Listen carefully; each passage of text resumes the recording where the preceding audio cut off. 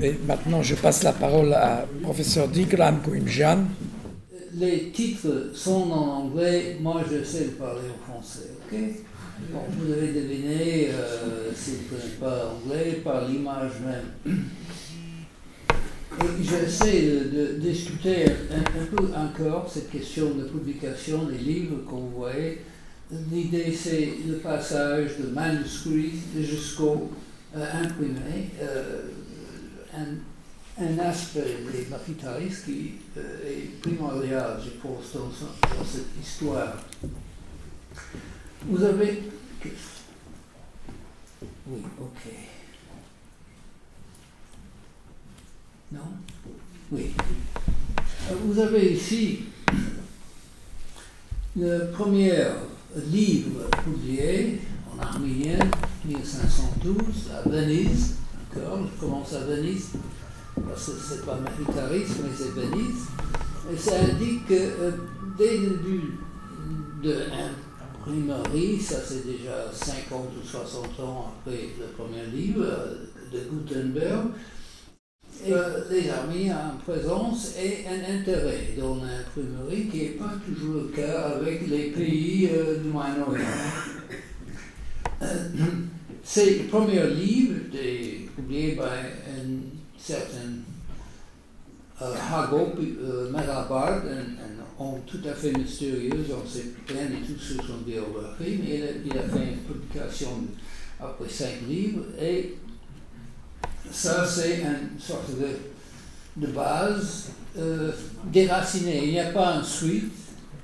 Il y avait autres publications et autres personnes qui ont publié dans les années, par exemple, 1560 et après beaucoup fin du siècle et XVIIe siècle.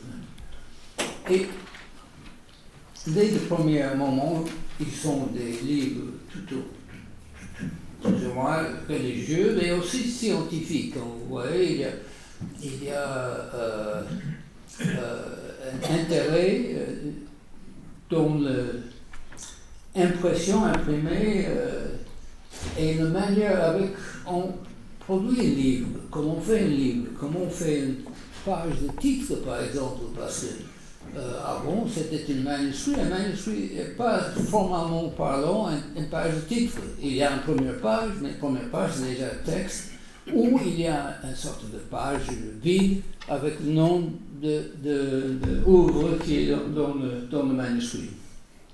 Mais avec l'imprimerie, ils ont commencé à faire des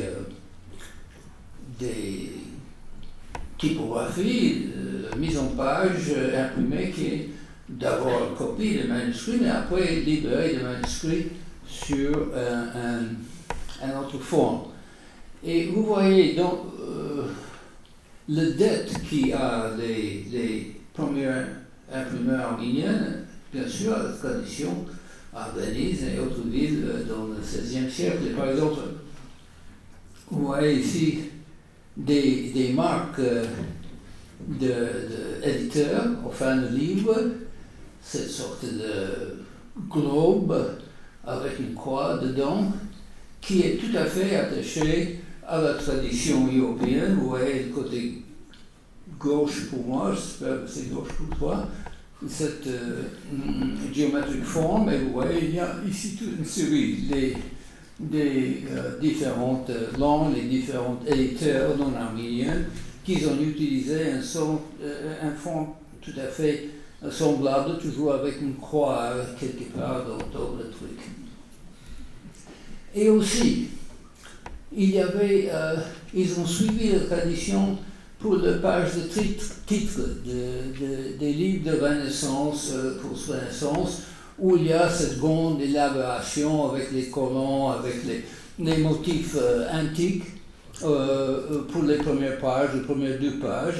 Et ici, déjà, Constantinople, Grigor Marzavanetsi et avant lui autres, ont utilisé un système pareil, mais ils ont bien sûr substitué des choses de l'histoire de la littérature arménienne.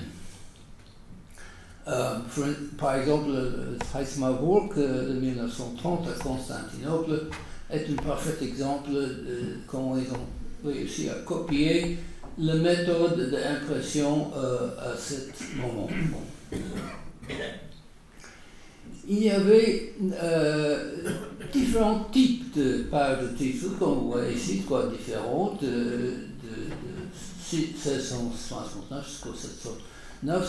C'est pas le seul, mais c'est trois livres d'historiens arméniens très favorisés par la première pionnière dans l'impression. Bon, il y avait bien sûr la Bible, l'Ancien et Nouveau Testament et les livres religieux, mais tout de suite l'histoire a pris son place.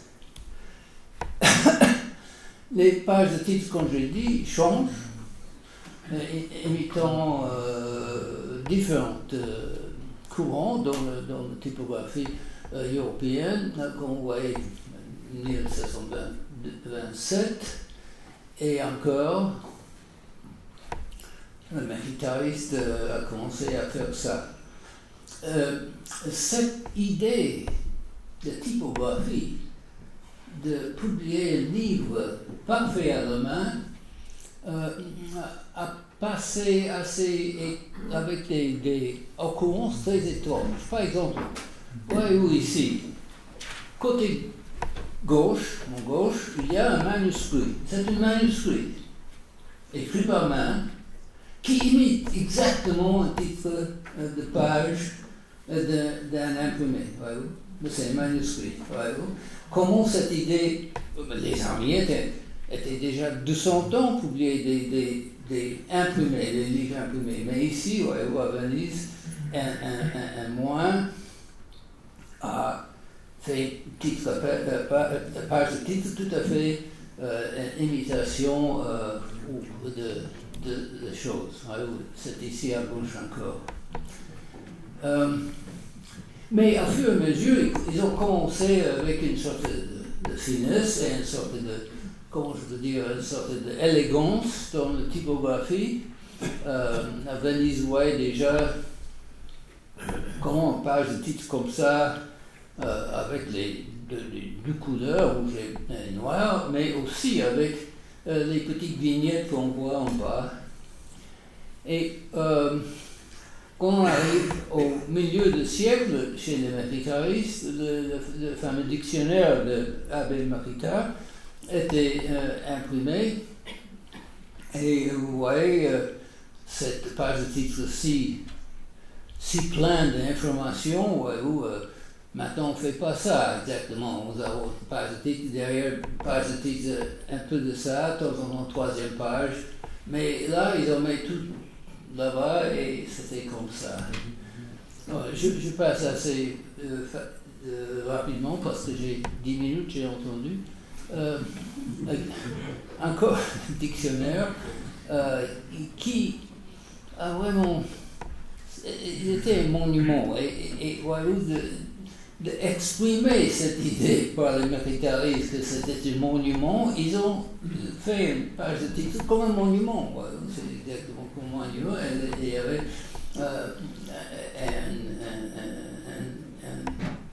une intention spécifique pour ça.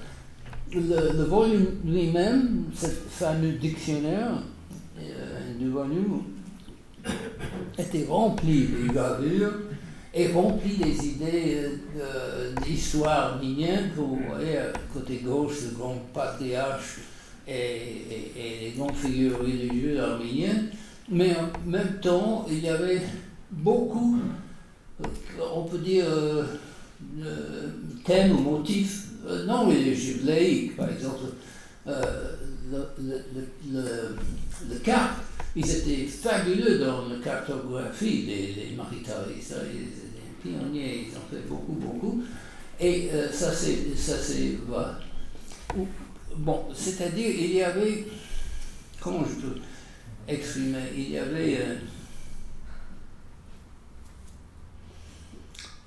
une efflorescence des idées qu'ils ont entre eux, bien sûr, Venise n'était pas n'importe où, en fin de compte, tout le monde a passé par là, et il y avait impressionnantes, différentes langues qu'ils ont imprimées là-bas, il y avait une certaine, comment je peux dire, cette liberté, et grâce à tout ça, dans ces premiers demi-siècles du XVIIIe siècle, ils ont établi une base si profonde, si vaste, culturelle, pour eux-mêmes les moins, mais aussi pour les Arméniens. On ne peut pas imaginer s'il n'y avait pas comment on peut progresser dans le 19e et 20e siècle si rapidement. Et ça c'est vraiment, on doit dire bravo. Et pour terminer, et ça c'était juste 10 minutes, pour terminer, un gravure de Venise qui démontre comment l'île était à ce moment, c'est plus grand maintenant. Et avec ça, je conclue. Voilà, c'est tout.